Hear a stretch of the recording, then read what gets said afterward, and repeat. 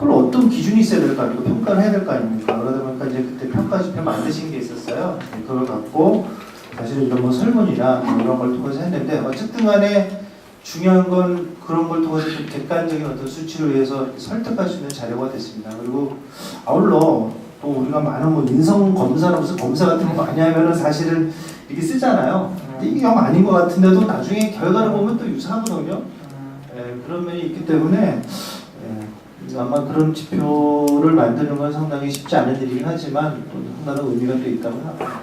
사실 이게 굉장히 평가하니까 외부에서 감사, 평가 이런 것처럼 보일 수도 있지만 다르게 생각하면은 내가 만든 게 스스로 내가 잘했는지 안 했는지 잘하고 있는지 알아야 그러니까 얼마나 성과를 내고 있는지 자기 스스로를 평가하는 그런 도구가 먼저일 거라 생각이 들어요. 그럴 때는 잣대가 뭐 이렇게 리지드하지 않아도 되잖아요. 국가적인 차원에서 뭔가 딱 정한 법안이 있어서 그걸 해야 된다 의무감이 아니라 스스로 그걸 스스로 잘했는지를 검사지로서 쓸 수 있는 건데 아마 이번에 그 배포되는 것이 그게 어떤 내용이든지 슬림 빈 스포를 말씀하셨는데 아무리 초간단하더라도 혹은 그런 것들이 내가 비밀을 하는데 그게 없으면은 체크할 수 있는 항목이 있다는 것 자체가 사실은 행복한 것 같아요. 비밀 프로젝트를 수행하는 데 있어서. 왜냐하면 어디로 가고 있는지 스스로 모르는 경우가 상당히 많거든요. 왜냐하면 너무 정의하기 어렵고 브로드한 의미의 영역에서 발버둥 치고 있는 거 아닌가 싶기도 합니다. 뭐또 공감이 가는데요. 예를 들면 우리가 빔을 한다고 했을 때 어떤 분들은 하루 정도 뭐 빔교육, 래빗 교육 조금 받고 나서 빔 한다고 얘기하시거든요. 그죠? 그러니까 그렇게 얘기하세요. 그러니까 뭐 래빗 혹은 모델링 교육 받았다고 해서 그거 빔한다고 또 얘기하시는 분도 있어요. 또 그걸 또 틀렸다고 볼 수가 없어요. 사실은 이런 성과 지표가 있으면 이게 빔가 어떤 식으로 활용할 수 있는 전체적인 걸 볼 수가 있잖아요. 그렇다고 하면 그걸 근거로 해서 당신이 이런 것까지 대한 이해라든지 뭐게 있느냐 뭐 이 정도를 좀 알아야지 당신도 빔한다고 얘기하지 단순하게 뭐 모델링 교육 좀 받았다고 해서 빔한다는 건 어불성설이다라고도 얘기할 수 있거든요. 그런 면에서는 뭔가 객관해야 되는 기준 같은 게 있다는 건 상당히 의미가 있다고 생각합니다. 네, 발언하시고 싶으신 분 있으면 살짝 손을 드시거나 여기 앞에 계신 분은 여기 앞에 버튼 누르면 불이 들어오거든요. 네. 저도 이제 래빗 조금 하고 비난다는 말이 들을까봐 저도 소리를 나고 저는 이제 IMF 때부터 이제 3D 작업을 수행을 해왔습니다. 그래서 사용하는 툴들은 이제 래빗 포함해서 맥스라든지 3D가 좋아가지고 했고 어느덧 지금 시기에 이제 빔이 도입이 돼가지고 예전에는 단지 형상화 정도 수준에 머무르는데 이제는 형상화 작업에 머무르는 게 아니라 거기에 담겨지는 정보를 다양한 측면에서 활용된다는 측면에서 저는 요즘은 아주 기분이 좋은 상태지만 아직은 좀 너무 지금 해야 될 것들이 너무 많은 것 같아서 좀 안타까운 부분도 있고요. 오늘 주제인 평가 자료라는 부분도 어찌 보면 이제 판사가 판결을 내리기 위한 기준이 있어야 되듯이 빔을 정확하게 평가하기 위한 평가 기준은 당연히 있어야 된다고 보지만 그거 같이 병행을 해가지고 빔을 도입해서 하기 위한 사용자 입장에서 하기 위한 또는 룰이나 지침 또 같이 정확하게 있어야 된다는 게 먼저 선행이 되고 활성화가 돼야 된다는 겁니다. 아직 토대가 사용하는 사람이 어떻게 쓸 줄도 모르고 설계 파트 저희는 이제 명지 소프트 컨설팅은 이제 아시다시피 내역 작성 프로그램을 메인으로 하는 회사예요. 그러면 결론은 저희는 빔 데이터를 공사 내역서까지 파라미트릭하게 연계만 하면은 저희는 나름대로 할 수 있는 건 다 하고 있는데 거기서 제가 이제 실제 이제 모델링을 수행해서 해보니까 할 것들이 너무 많더라고요. 간단하게 빔 모델링을 하면은 일란 페이지가 알아서 수량 단가 다 나올 줄 알았더니 수량 집계, 공정에 대한 수량 집계 자체도 그냥 구조체 형상 최적으로 해서 공정에 대한 수량 집계 절대 안 되고요. 하나의 공정에 모델링이 되면 거기에 들어가는 철근이나 기초 수량들이 다 포함돼가지고 집계가 현재 기존 방식이 이루어지고 있거든요. 이런 기존 방식이 유지된 상태에서는 빔으로 공사비 산출을 파라메트릭하게 정확하게 하는 것은 현실적으로 아주 어렵다는 것을 아주 자세히 느꼈고 제가 말씀드리고 싶은 것은 이제 빔이 활성화되려면 그 전에 이와 같은 설계에서도 마찬가지라고 봅니다. 2D 방식의 설계 프로세스가 너무 길어서 낭비되는 요소들 좀 미리 줄여야 된다고 보고 있고요. 견적도 마찬가지로 기존의 수량 산출이 어떤 수자 공백에 의한 불필요하게 길어지는 요소들 때문에 설계 수량 오류가 발생한다고 보고 있거든요. 한국도로공사에서는 고시적으로 3%로 봤고요. 3%라는 얘기는 토목은 조 단위로 가는 사업이기 때문에 3% 엄청난 겁니다. 그러니까 빈 도입 안 하고 프로세스만 개선해서 3%에 1%만 줄여도 원가 절감이 되는 거고, 근데 그런 게 안 된 상태에서 빈 도입한다고 한 방에 다 되는 건 절대 아니라고 보고 그런 부분에서 이제 어쨌든 활성화 측면에서 평가 냉정하게 평가하는 것도 중요하지만 활성화하기 위해서는 누구나 쉽게 한번 꼭 비밀로 하면 뭔가 좀 정확한 답이 나올 수 있다라는 자신을 갖고 하려면은 그런 평가도 중요하지만 하기 위한 지침이나 룰이 먼저 좀 되고, 아까 말씀드린 어떤 타율의 그런 룰이나 지침이 3년이나 5년 가기 전에 타율 그냥 빔으로 구현해서 성과 어느 정도 내면은 인센티브를 준다든지 하면은 뭐 제가 사용자 입장이라도 적극적으로 먼저 하고 싶고 그런 마음입니다. 예, 감사합니다. 모든 평가는 뭐 말씀이세요? 예, 아니 뭐 다 동의하는 말씀이고요. 원래 이제 프로젝트 지침하고 이제 같이 원래 가야죠. 원래는 합니다. 예. 그 저희가 얼빔 세미나가 8회니까 8번 했겠죠. 작년 초부터 막 이렇게 동안 하다가 하고 있는데 한 번도 안 빠지고 우리 참여해 주신 얼빔 커뮤니티의 거의 고문 교육에서 오는 데요. 유치 소장님 왜 한번 의견 좀 여쭤보고 싶은 거예요. 그러니까 왜냐하면 매번 이런 얼빔 세미나를 하면 수준이 약간 중구난방 올라갔다 내려갔다 하긴 해요. 근데 항상 좀 어떤 눈높이를 좀 수준별로 좀 맞춰주시는 역할을 해주시지 않는가 싶은데 총평 혹은 의견 있으시면 좀 부탁드릴게요. 뭐 고문이라고 하니까 굉장히 의사스러운 지식들인 것 같아서 잠깐 제가 이제 그 내용들을 이렇게 듣고 어미건축의 유춘 소장님입니다. 예, 어미건축의 유춘수장입니다.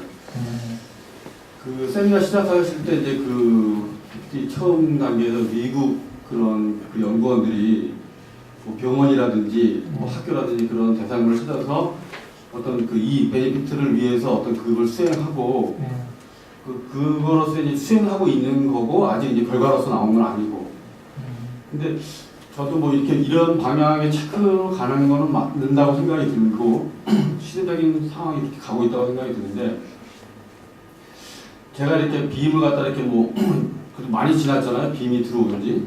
근데 효과가 되게 좀 미흡하다는 생각이 드는 것 같아요. 개인적으로는 뭐 이게 뭐 시설계나 뭐 계획 설계에 있어서 탁월하게 되는 게 아니고, 오히려 거꾸로 설계사무소 같은 경우에는 그 초창기에 빔을 도입하면 안 된다. 그러니까 가벼운 툴이나 뭐 스케치업이나 라이노 쪽으로 하고 그다음에 그것이 어느 정도 완료가 됐을 때 빔으로 들어가야지.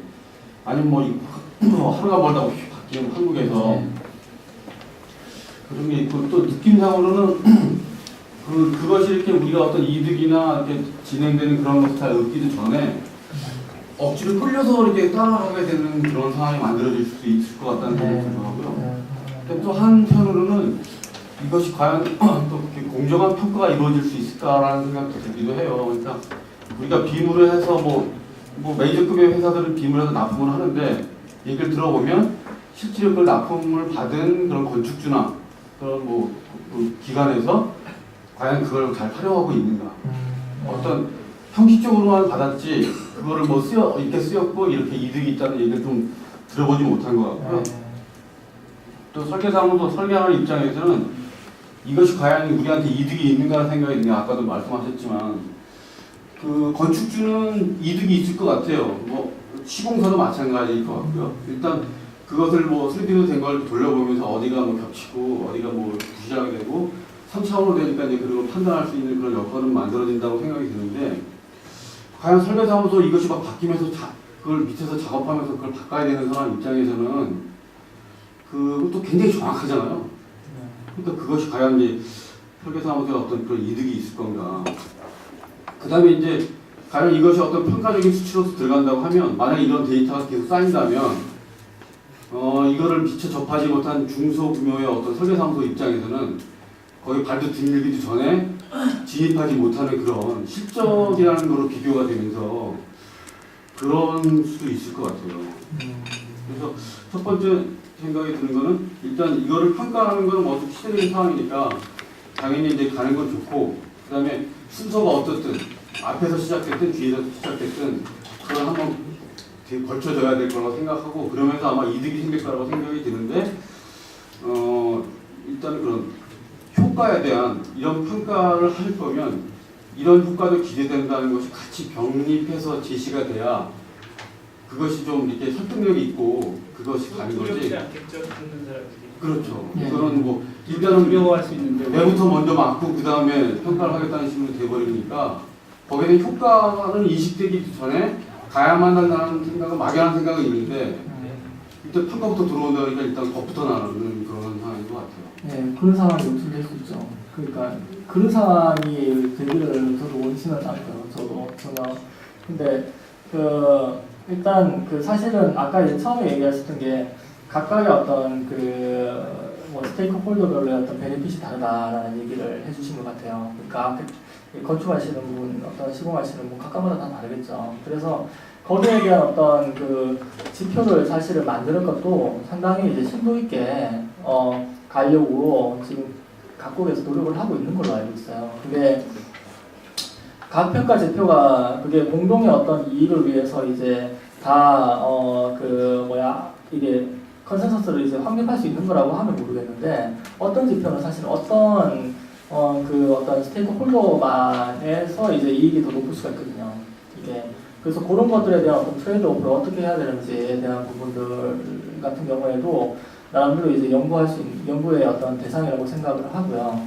그리고 그걸 위해 가지고 뭐 여러 가지 어떤 컨센서스를 확립하는 어떤 포럼이라든지 아니면 어떤 이걸 이제 좀 학술적으로 이제 들어가면 이게 이제 어떤 통계적으로 너무 이제 한쪽에 치우치지 않게끔 그 성과 지표를 매겨 나가야 된다는 이제 이런 부분들을 고민을 하고 있는 걸로 알고 있습니다. 지금 오늘 굉장히 그 주제가 하나의 분야를 갖고 있지 않는 것 같아요. 그러니까 좀 모두에게 다 해당되는 내용인 것 같아서 그런지 굉장히 독특하게 굉장히 다양한 분야의 분들이 고루고루 왔어요. 대형 건설사부터 해서 소프트웨어 개발하시는 곳, 학생들, 교수님, 그리고 BIM 전문하는 업체, 그리고 그것도 적산사무소 다양하게 왔습니다. 거기서 이제 좀 다양한 의견을 한번 들어보면 어떨까 싶은 생각이 드는데 특히 아까 디큐브에서 얘기했던 대성산업개발에서 6분이 오셨어요. 이렇게 어떤 디큐브 관련된 이야기도 좋고 오늘 얘기도 좋고 한두 분 이렇게 말씀해 주실 수 있으실까요? 얘기해주셔야죠. 그런 경험담을 저희가 이렇게 쉐어하려고 노력하는 것처럼 좀 의견을 나눠주시는 게 아마도 말씀 한번 보시죠. 이쪽에 마이크. 안 들리네요. 어렵지 않으시면. 네.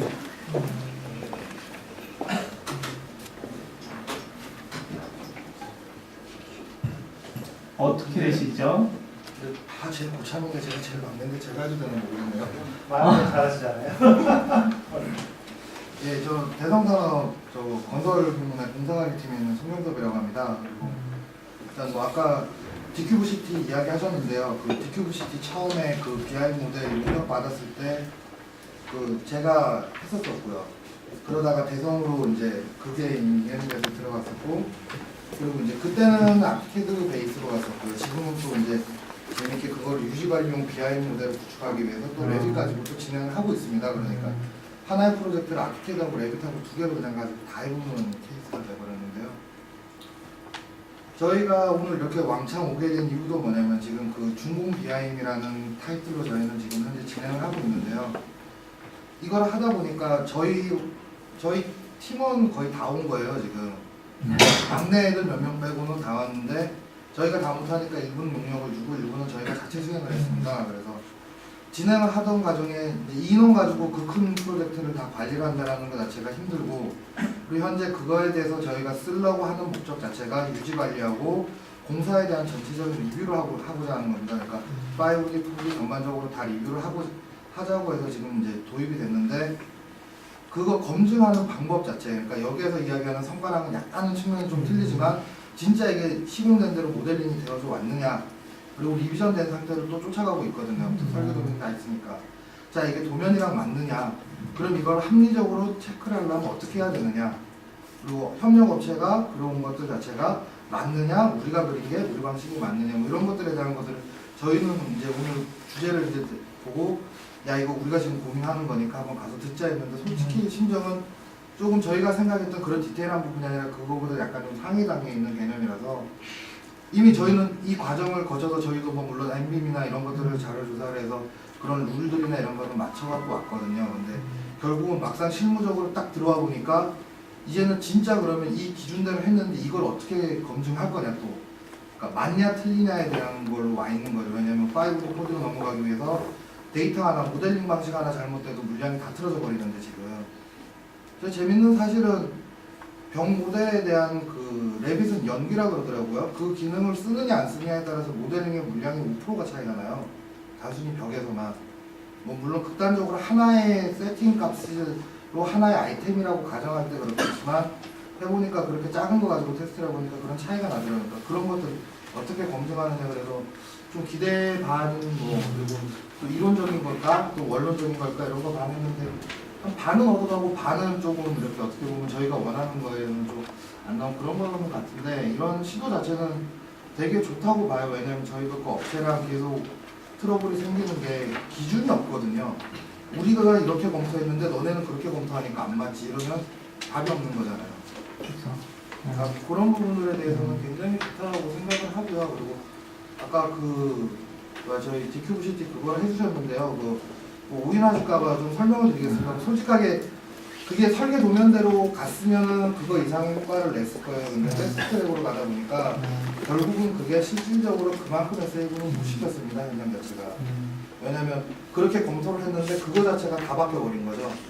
그러니까 그걸 또 쫓아가면서 BIM을 해야 되는데 설계사가 BIM을 한 게 아니라 용역업체가 하다 보니까 그 설계 변경 과정과 시공하는 과정 사이에서 도면이 나와서 계속 현장으로 넘어가는데 모델은 계속 뒤에 나오는 거죠. 그래서 그런 거에 있어서는 솔직히 1차적인 저희 내부적으로 평가는 뭐 물론 제가 그거 하다가 넘어왔지만 일단 1차는 실패다라는 평가가 좀 크고요. 솔직히 뭐 물론 논문상에서는 그것들이 이런 반영이 될 것이다라고 얘기했는데 그 부분은 극히 일부분이었습니다. 아파트는 설계 변경 할 수가 없으니까 분양할 때 그대로 만들어놨으니까. 근데 비주거는 거의 다 바뀌었다고 보시면 되고요. 그래서 그거를 저도 논문 쓸 때 같이 분석을 했었고 또 박광호 사모님 그 논문이죠. 좀 많이 불려갔거든요. 저도 그것 때문에. 근데 그런 것들도 있었으니까 또 BIM이라고 해서 단순히 아까 뒤에서 이야기를 했는데요. 툴을 맹신하거나 이런 것보다는 뭐 제 개인적인 생각인데 제가 회사에서 많이 느끼고 그런 것들 윗사람들이 생각하는 그런 것들 툴을 맹신하기보다는 사람들의 어떻게 보면 그 신뢰도인데 그런 것들에